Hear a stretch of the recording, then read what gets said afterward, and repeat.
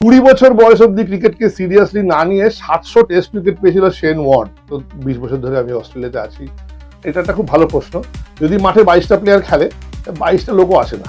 Australian pitch আর Indian পিচের মধ্যে basic difference কি আছে? আমি লিখে দিতে পারি, নাম ঠিকানা দিয়ে দিন, আমি লিখে দেবো। এটা কোনদিন ক্রিকেটের ভালো লেভেলে হবে না। যে 12 নম্বর প্লেয়ার যে কিনা খেলবে না সেদিনকে, সেটা কে হবে, তার বাবা মা কিরম ভাবে রিয়াক্ট করবে, কোচও কোচিং করছে না, এইটা খেললি না কেন, মাথা নিচু করে খেললি না, control the controllables. Hello everyone, welcome back to a brand new cricket blog. আজকে আমরা এসেছি এক্সেল স্পোর্টসে। তো এক্সেল স্পোর্টসে ইতিমধ্যে কিন্তু তোমরা অনেক ভিডিও দেখে নিচ্ছ, ঠিক আছে? তো স্বাভাবিকভাবেই মনে একটা প্রশ্ন জাগে, সেখানে হচ্ছে মার্কেটে এসএস, এসজি, ডিএসসি অনেক রকম ব্র্যান্ড রয়েছে। Why to choose Excel sports? এটা কিন্তু আজকে আমাদের আলোচ্য বিষয়, ঠিক আছে? তো আজকে আমরা যাকে পেয়ে গেছি, he has travelled almost 9,000 kilometre all the way from Australia. তো পরিচয় করিয়ে দেবো, মিট মিস্টার সিদ্ধার্থ ব্যানার্জি। নমস্কার, আমি সিদ্ধার্থ ব্যানার্জি। আপনাদের সঙ্গে কিছুটা সময় কাটানোর জন্য আজকে এসেছি। Thank you so much sir. Thank you. Cricket অনুযায়ী আমার, যদি অনেকেই জানেন, আমার নতুন করে বলার কিছু নেই। আমি বহু বছর কলকাতায় ক্রিকেট খেলেছি। ফার্স্ট ডিভিশন ক্রিকেট, সে একদম বড় ক্লাব থেকে মাঝারি ক্লাব অবধি বেশ কয়েক বছর খেলেছি। তারপরে ধরুন একটা সুযোগ এসেছিল আমার জীবনে, এমআরএফ প্রেস ফাউন্ডেশনের ডেনিস লিলি শান্তিনিতে আসা অ্যাজ এ ট্রেনি। তারপরে পরবর্তীকালে রবি শাস্ত্রীর সঙ্গে একটা রবি শাস্ত্রীর আন্ডারে ক্যাপ্টেন্সিতে আমি এমআরএফ ইন্ডিয়া 11 খেলেছিলাম। এইসব চলছিল কলকাতায়, কলকাতা ভারতবর্ষ জুড়ে। মুম্বাইতে কাঙ্গা লিগ খেলা চলেছিল। তো ঘরোয়া লেভেলে এরকম চলছিল। এই করতে করতে তারপরে ধরুন কিছু বাইরে যাওয়ার সুযোগ আছে, অস্ট্রেলিয়া ক্লাব ক্রিকেটে খেলতে যাওয়ার সুযোগ আছে, পার্থ, ক্যানবেরা, সিডনি, মেলবোর্ন। তো সেটা খুব ভালো ক্লিক করে যায়। ইউকেতে যাই, সেখানে গিয়ে খেলি। সব মিলিয়ে মিশিয়ে এরকম হঠাৎ করে ভারত থেকে আস্তে আস্তে বাইরের দিকে খেলা বেড়ে যায় আমার। আম, এই করতে করতে এখন তো গত 20 বছর ধরে আমি অস্ট্রেলিয়াতে আছি। অস্ট্রেলিয়া ঘরোয়া ক্রিকেটে খেলি। অস্ট্রেলিয়ার এই বছর আমি অস্ট্রেলিয়ার যে 50 রাজ্য দল ভিক্টোরিয়া আছে, ভিক্টোরিয়া রাজ্য দলের হয়ে ন্যাশনাল চ্যাম্পিয়নশিপে খেললাম। সে এক অদ্ভুত অভিজ্ঞতা। আর প্রথম বাঙালি হিসেবে যেহেতু করা, সেহেতু তার মধ্যে একটা একটা গা ছমছমে শিহরণ তো আছেই।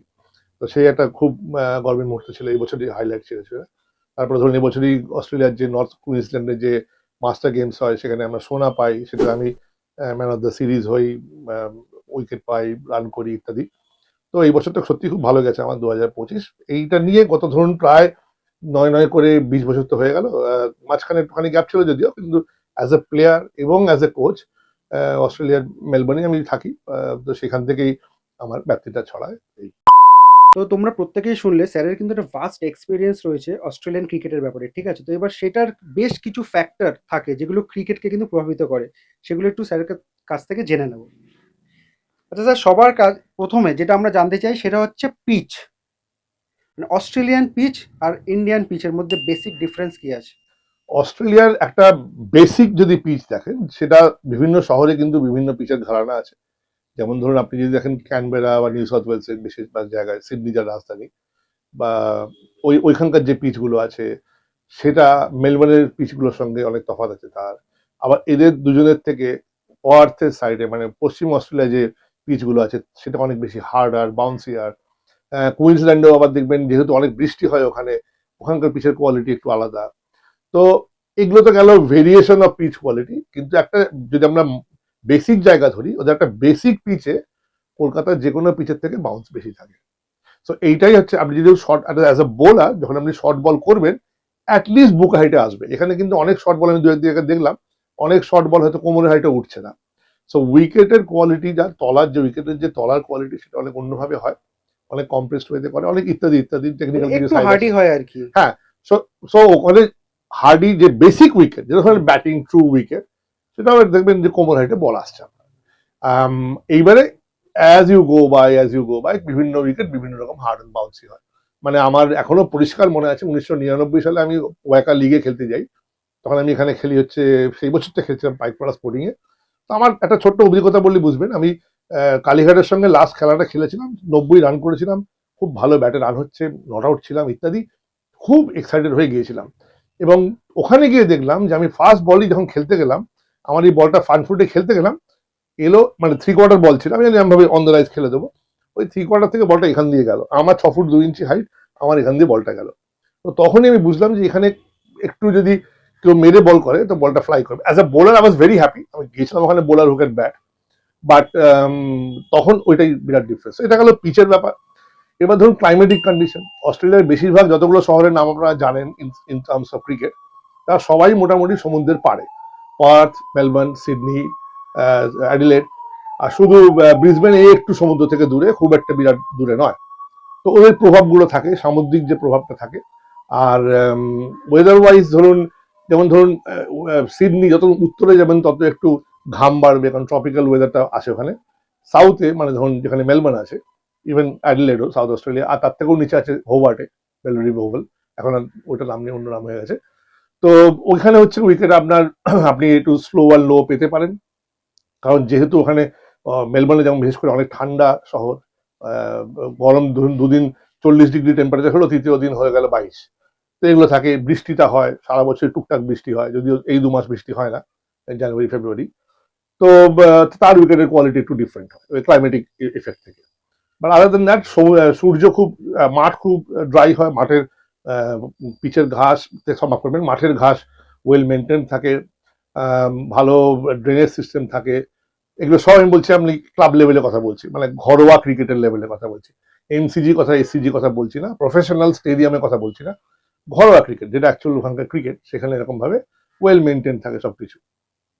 তো নেক্সট পয়েন্ট আমাদের যেটা রয়েছে সেটা হচ্ছে প্লেয়ার্স মেন্টালিটি। প্লেয়ার্স মেন্টালিটি হচ্ছে care free cricket, but not casual cricket. Casual ক্রিকেটটা অস্ট্রেলিয়া মানতে পারে না। মাঠে যখন তুমি নামবে জিততে, এই অ্যাটিটিউডটা ওদের আন্ডার 13 থেকে, শুধু না আন্ডার 13 বললেও ভুল হবে, উইনিং অ্যাটিটিউড। একটা 8 বছরের বাচ্চা যখন খেলতে আছে, শুধু শুধু দেখুন কিরকম তফাৎটা দেখুন। ওদের ওখানে যখনই একটা বাচ্চা আমি আজ থেকে না ক্রিকেট খেলবো এই কথাটা শুধু বললো, সেটা যে বছরই হোক, 5 বছর বয়সও যদি হয়, ওকে যখন নিয়ে যায়, ওরা ওকে একটা ম্যাচ খেলায়। এটা অদ্ভুত না ব্যাপারটা? 3টে প্লাস্টিকের উইকেট বসিয়ে দিল, একটা বল দিল, ব্যাট দিল, মার, দৌড়ো দৌড়ো দৌড়ো, মার। এইটা কিন্তু প্রথমেই নেটে ঢুকিয়ে দিল না, কিন্তু এই ব্যাপারটাই রয়েছে। এইবারে এইবারে হ্যাঁ, নেট সবাই প্র্যাকটিস করছে, সে নেটে সবাই প্র্যাকটিস করছে, কিন্তু বলতে চাইছে এটাই যে ওরা সবকিছু ওদের ম্যাচ ম্যাচ ম্যাচ করতে থাকে। কারণ ওর মধ্যে যে বাচ্চাটা ধুম করে বডি ফেলে দিয়ে একটা বল আটকাবার চেষ্টা করলো, ইত্যাদি ইত্যাদি। তো এইখানে টিম মানসিকতাটা, প্লেয়ারদের মানসিকতা হচ্ছে যে enjoy the game of cricket, play the game of cricket, এটা কোনো পরীক্ষা নয়।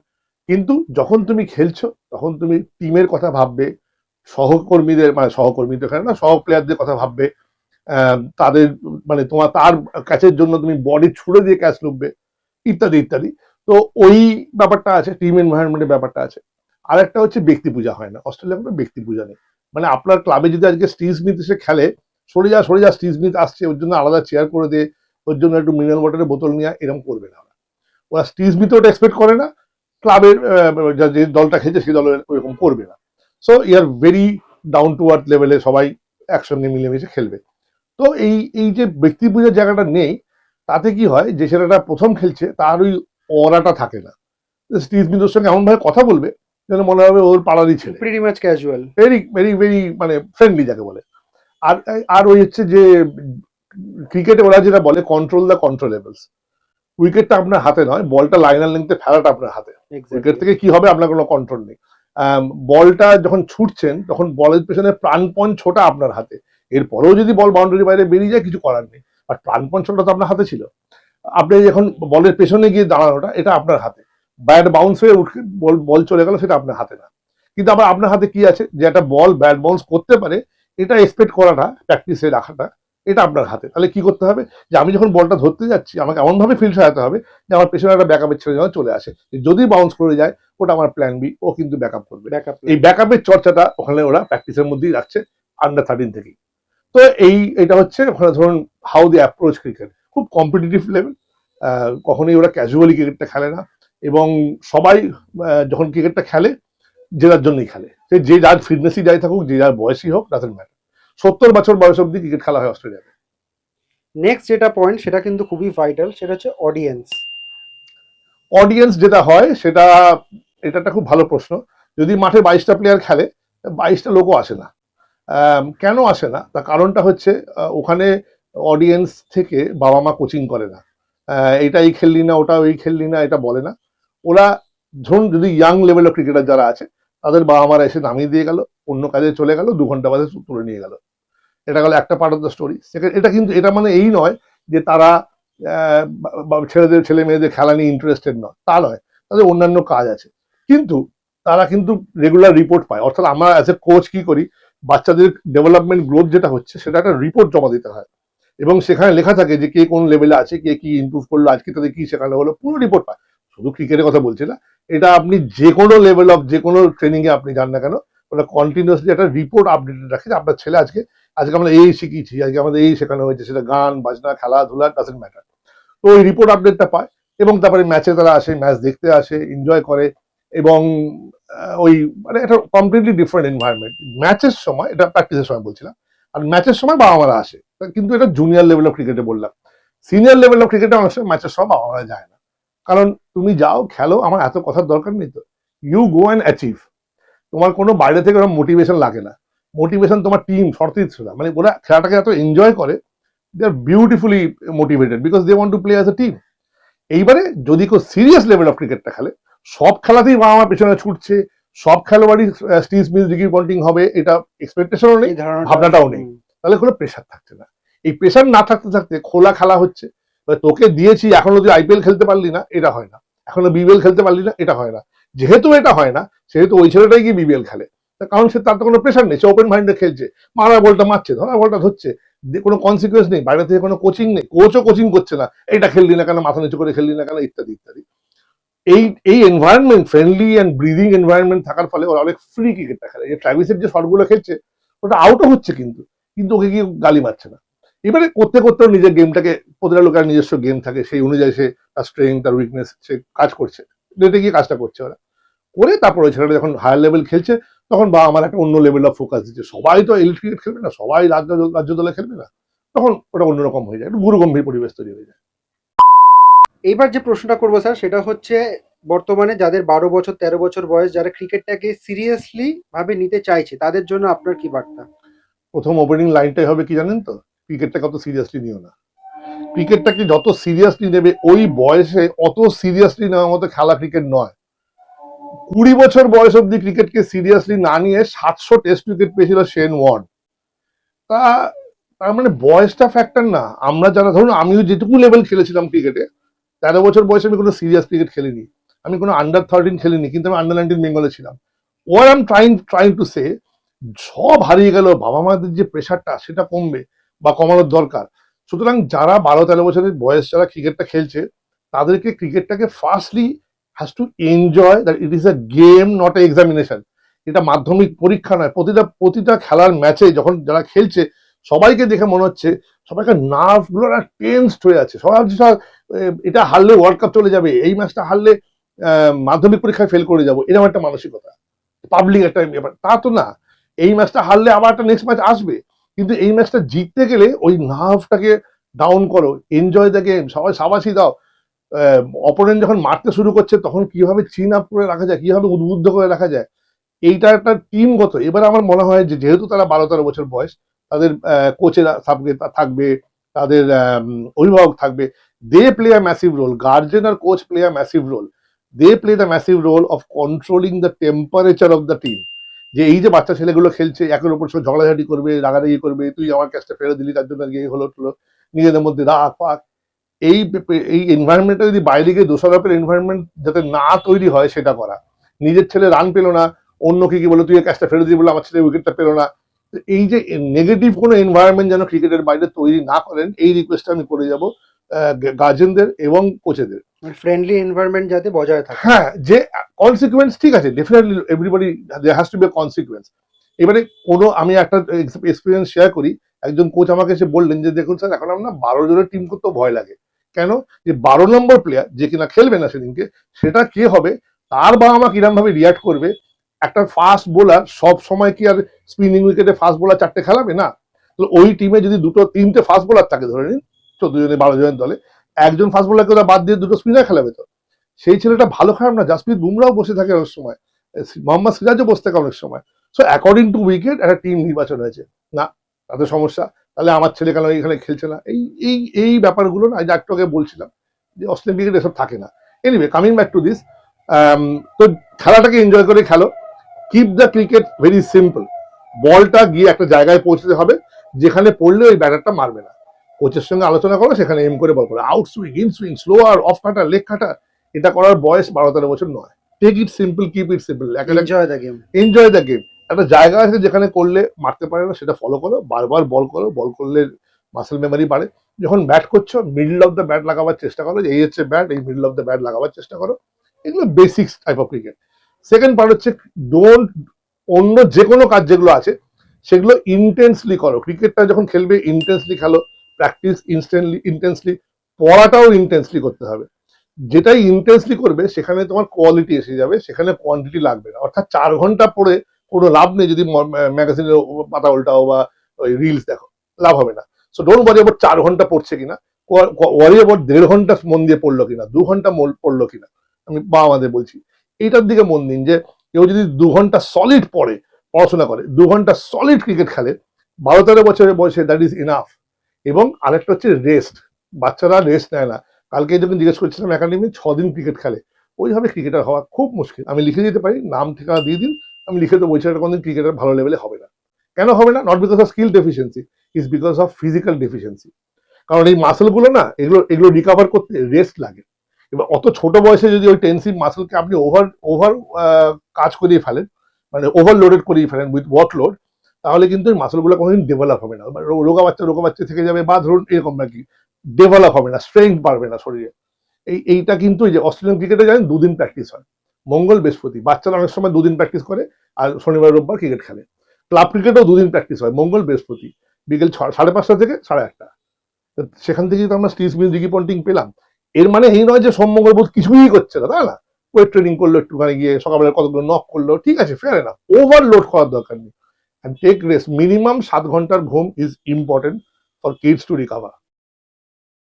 তো ঠিক যে পয়েন্টটা নিয়ে আমরা ভিডিও শুরু করেছিলাম সেটা হচ্ছে why to choose Excel sports. কারণ আমরা প্রত্যেকেই জানি মার্কেটে কিন্তু অনেক রকম ব্র্যান্ড রয়েছে, সেটাই একবার স্যারের কাছ থেকে শুনে নেব। আচ্ছা স্যার, সবার প্রথম আমি যেটা আপনাকে জিজ্ঞেস করবো সেটা হচ্ছে why to choose Excel sports.